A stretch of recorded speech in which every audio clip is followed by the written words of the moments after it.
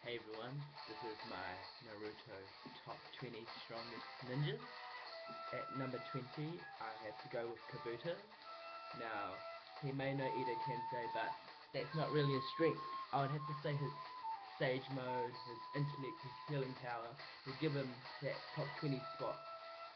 He took on both the Uchidas, Itachi and Sasuke, and held his own very well, forcing Itachi to use Izanami.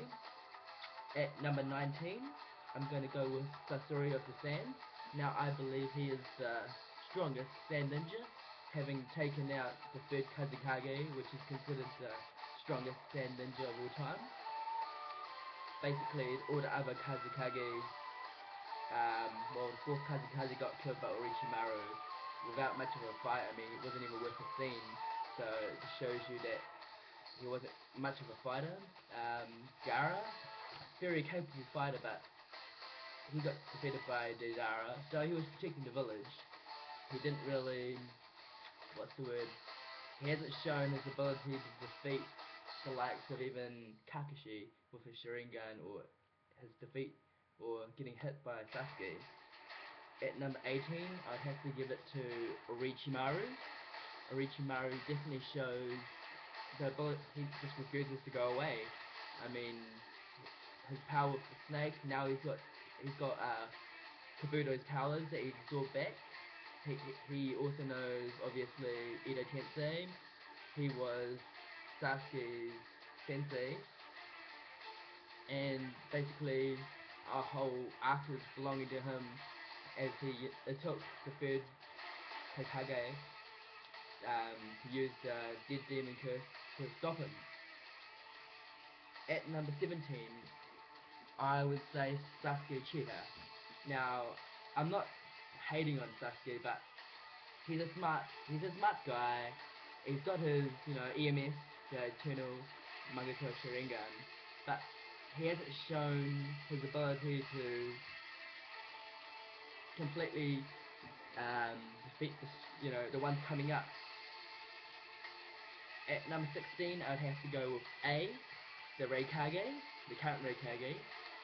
I mean, he is currently, he is currently the fastest shinobi, having taken on Minato in his time, but now that Minato is gone, he is definitely the fastest alive. Shown to be able to defeat Sasuke, willing to sacrifice his arms to defeat him. At number 15, I'd have to go with Killer B. He's got the 8 Tails Jinchuriki, and basically his power and control in the use of his Tail Beast Bomb, his swords. He's also got Kasami's sword. Basically the most all-round fighter in terms of the Jinchuriki. At number 14, I'd have to say Jiraiya. I mean, he's got Sage Mode, he's got all the techniques. I mean, he was definitely able to defeat Conan by himself, and he gave Pain a really good fight. I mean, he was their master, and he was also part of the Three Sannin, and I'd have to say he's stronger than Orochimaru because of his chakra reserves. Although he did get killed, he had basically so many techniques, from using his hair to his summons to his seals. He had it all. At number 13, I'd have to say Itachi Uchiha. I mean, he is so knowledgeable, and the only reason he is not higher up is because of his limited chakra reserves and his illness. Obviously, if he didn't have those, he could potentially be one of the strongest shinobi, but nonetheless, he is a top 13 shinobi, at knowing, Izanami stopped Kabuto. Number 12, I'd give it to Hanzo of the Salamander. The guy was, he took on the Three Sun, he took on Jiraiya, he took on Tsunade and Orochimaru at the same time, and to a stalemate. So what can you say about that? You know, three very S-level ninjas, and he managed to stop them.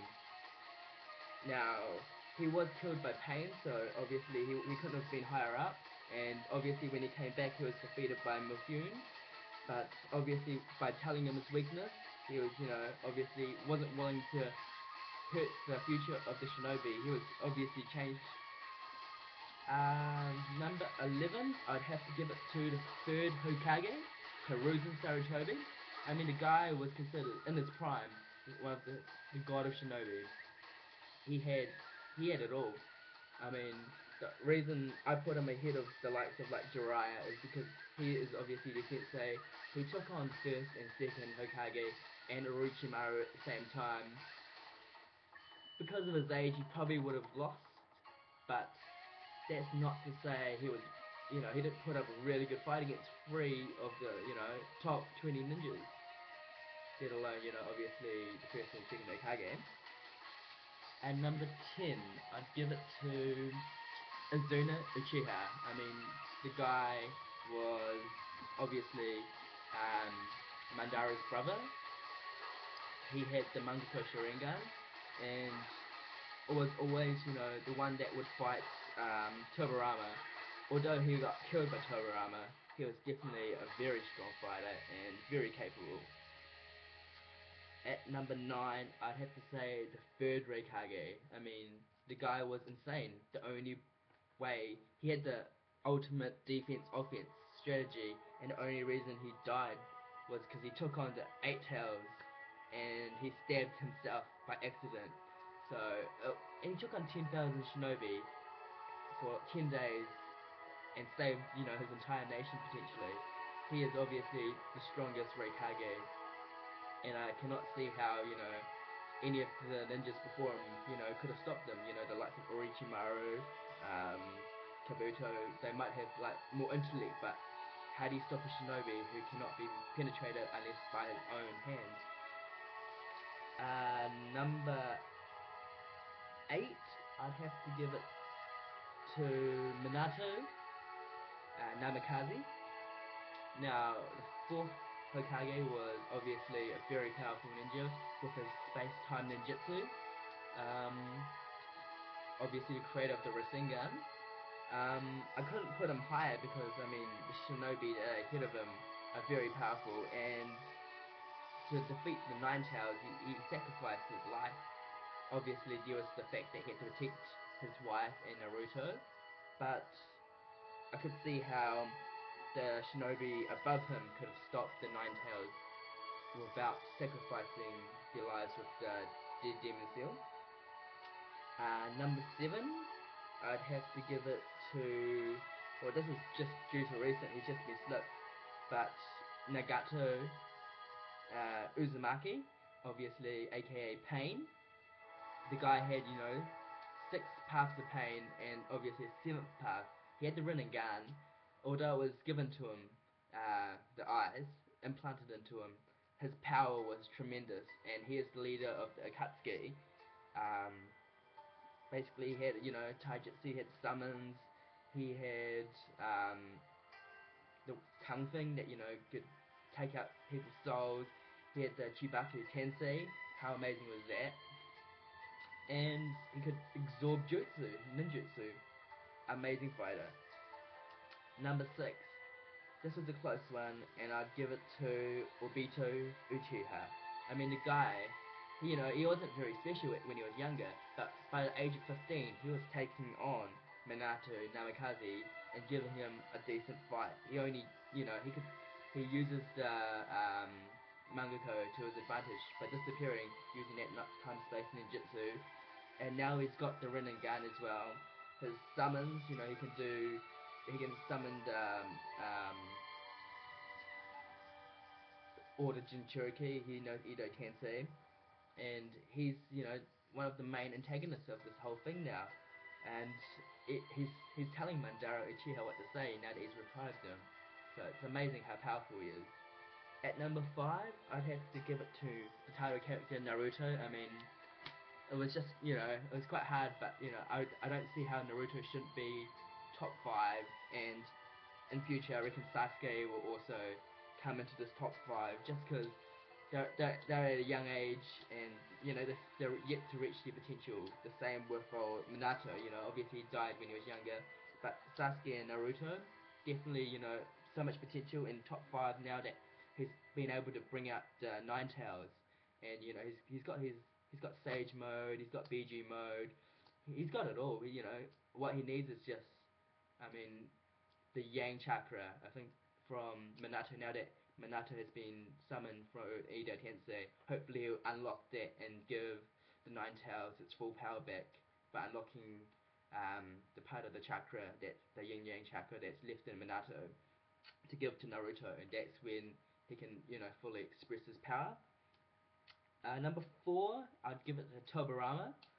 The guy is the creator of Edo Tensei, obviously, so I'm surprised that he doesn't know how to cancel it now that he's been summoned by Orochimaru. But he was the one that killed Izuna. That just shows you his power, and he sacrificed himself to protect Hiruzen and his team. Very powerful water techniques, and I think it took both Ginkaku and Kukaku to wound the guy, and that was his, I think the only time he was really hurt, and that's why I couldn't put Ginkaku and Kukaku together into this top 20, because it took both of them to take down Tobirama, and I couldn't see how either one of them would have been very strong just alone. Top 3 now. This is a really tough one, but I'm just gonna give it. It's a bit, just because I don't feel that Mando Uchiha, even in his prime, could have had this much power. He's been brought back with the Rinnegan, which he wouldn't, he only got when he was really, he was about to die. So now that he's brought back through the Edo Tensei, I want, his power-wise, I feel he's stronger than Hashirama now, but this is barely very hard to say, but obviously he's the strongest of the Uchiha, Eternal Magnificent Rinnegan. He's got it all really, but I couldn't put him ahead of Hashirama because of the fact that he lost to him first of all. But it's great that he had the Nine Tails and the Susanoo armor on top of it. But now I feel he is potentially stronger than Hashirama now, but that's only because Kabuto made it that way. At number 2, of course, Hashirama, the strongest shinobi to, have ever been born. Hashirama was, the first Hokage. He had the Mokuton, he had, what's the thousand hand Buddha thing? The forest attack, and he could heal himself without hand seals. What more to say except, it's really hard to argue that he is definitely top 5 material, but Hashirama, number 2 for me. Number 1, as expected, the Sage of Six Paths, but I'll also put, his sons, the Uchiha and the Senju, just because obviously, although we haven't seen them in battle, they are, the beginning, the shinobi that created all jutsu. So, number 1, Rakudo, or the Sage of Six Paths. Okay, that was young out.